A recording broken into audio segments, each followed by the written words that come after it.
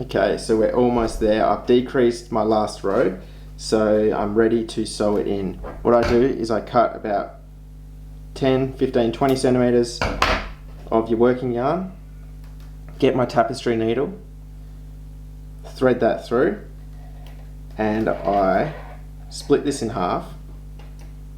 So I pull my needle through, split it in half, put the stitches to the end of the needle and thread them on. So I've got some there.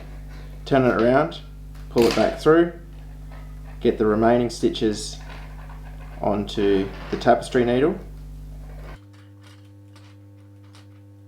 3, 2, 1. It's done. So now pull it tight, and you want to thread your working yarn or your tail around that little loop. So just pull it tight.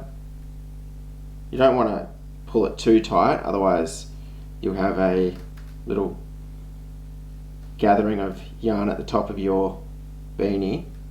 So I do it a couple of times, and then on the last time, instead of pulling it back through, I put it under, and then it will come through. So now it's sewn up. Take the stitch marker off, turn it inside out.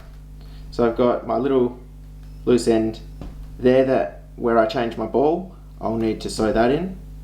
I'll also need to sew this in, and also the tail.